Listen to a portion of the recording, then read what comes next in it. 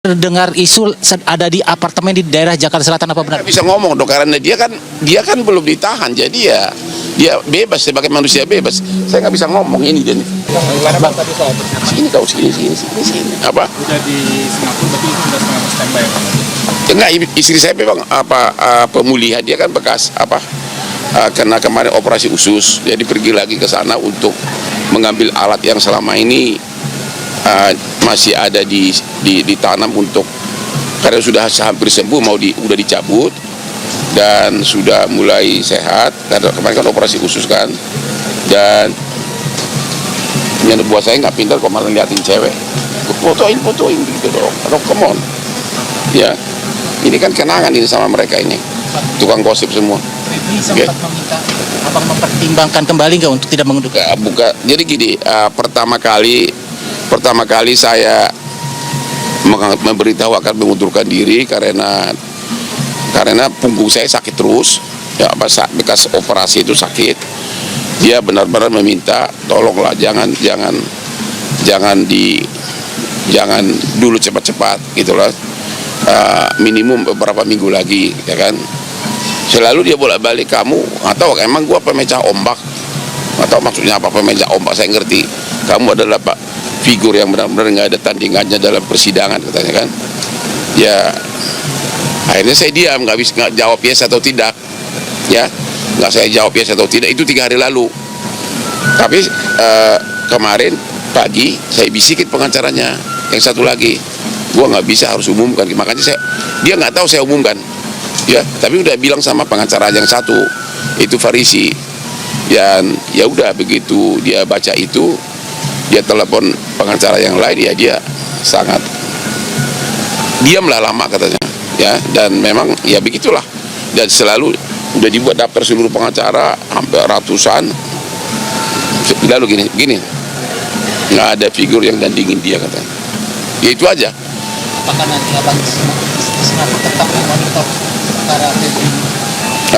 Ya tentu dari berita-berita kan sekarang ini kan apapun bisa ketahuan dari media kan, gitu loh, ya. Ya, abang akan memonitor. Kenapa? Akan memonitor.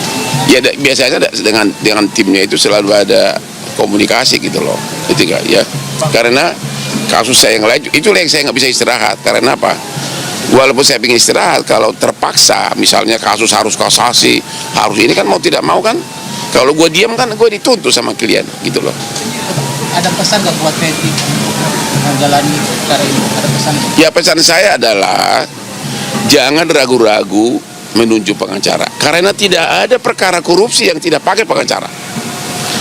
Jutaan sudah perkara korupsi, bahkan ada terdakwa yang memakai 10 pengacara. Jadi di samping hak daripada semua orang, juga undang-undang mengatakan yang ancamannya 5 tahun, ya, pengadilan wajib menunjuk pengacara. Anda di film-film Amerika, negara yang paling maju, kalau polisi lalai mengucapkan kau berhak menunjuk pengacara, itu perkara gugur di pengadilan, bahkan negara yang bayarin. Makanya saya nggak ngerti kenapa terlalu banyak kemunafikan di Indonesia, bahwa seolah-olah orang yang bermasalah hukum itu tidak boleh dibela. Kan sama saja tukang kopi tidak bisa jual kopi, tukang bakso nggak bisa jual bakso. Memang kami itu kan membela orang bermasalah, gitu loh. Betul nggak? Dan yang lucunya lagi, di WA saya udah ratusan pengacara. Sodorin aku dong digantimu, sudah ratusan. Karena bagi semua pengacara itu yang lain-lain itu adalah kasus besar seperti ini, inilah di Amerika disebut the dream case. Dan saya 4 tahun jadi di kantor pengacara terbesar di Australia. Saya 20 tahun sama asing. Oke? Itu kira-kira. Abang sedih nggak sih Bang sempat membela yang bisnis itu, dihujat banyak orang, sedih nggak sih Abang? Aku sudah terlalu sering dihujat kayak gitu, karena saya merasa saya tidak salah. Dulu waktu saya bela Teddy Minahasa, kurang apa lagi? Teddy Minahasa itu adalah calon jenderal polisi yang saya bela karena narkoba, bukan karena saya terima honor, karena dia waktu itu kan di Demi menjaga kesehatan dan kenyamanan bersama, dilarang keras merokok di seluruh area terminal bandara. Merokok hanya diperbolehkan di area merokok yang telah disediakan. Betul. Terima kasih. Dia, Your attention. kok kau dari pantat sih gitu? Ini IQ-nya ada nih. Lo di situ dong, gitu. Pintar kamu kan. Percuma sarjana hukum. Jadi gini. Abang sempat kena mental nggak sih bang? Enggak, gua nggak kena mental. Enggak. Waktu Teddy Minahasa saya dihujat juga. Padahal saya membela Brigjen atau Dirjen Teddy Minahasa karena apa? Lu tahu karena apa? Dugaan pakai penjual narkoba. Awas. Kasusnya narkoba, tapi waktu dia sebagai di Paminal di Propam Mabes Polri, dia membantu ratusan pencari keadilan di Kopi Joni yang 60% kasusnya adalah terkait di kepolisian. Setiap dia saya WA, oh ini tiba-tiba ditahan padahal nggak ada dasar, oh ini belum jadi tersangka padahal sudah, dia langsung chat WA Kapolresnya atau Kapoldanya hitungan jam.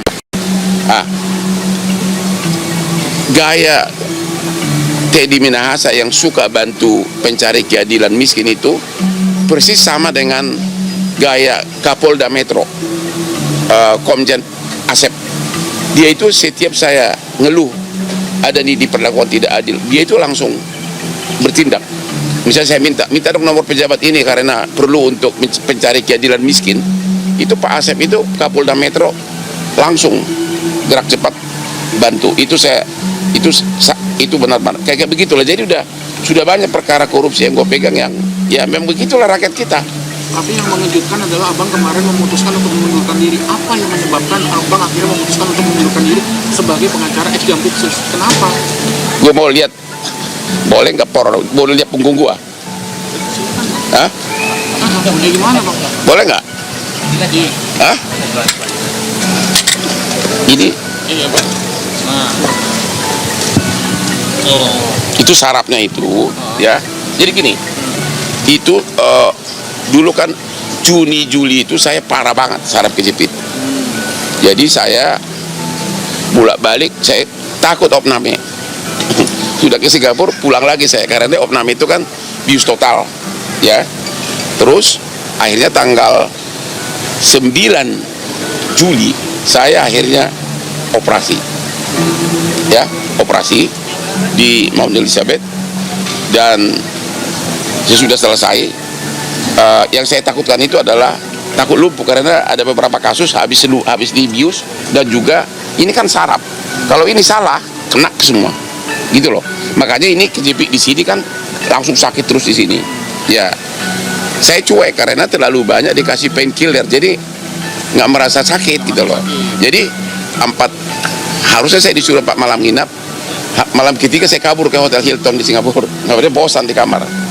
Habis itu mulailah ada permintaan ini kan dari terrelasinya. Akhirnya saya pulang ke Jakarta.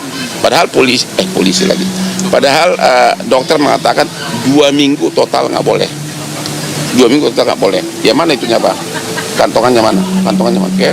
Izin, bagus dari Anyus. Sebenarnya posisi Febri Adriasin ini saat ini di mana sih Bang? Semenjak abang komunikasi. Ya, dia apakah terdengar isu ada di apartemen di daerah Jakarta Selatan apa benar? bisa ngomong dong karena dia kan belum ditahan, jadi dia bebas sebagai manusia bebas. Saya nggak bisa ngomong ini dan Terakhir posisinya di mana Bang Febri? ya saya nggak tahu karena saya kan sudah terakhir ketemu dia Rabu lalu dan saya nggak bisa bilang nama gitu loh. Gimana Kemarin Rabu? Nggak boleh dong gitu dong. Nih lihat ini semua nih ya. Ini banyak tuh itu sudah di ini orangnya. Udah ya. Jadi bukan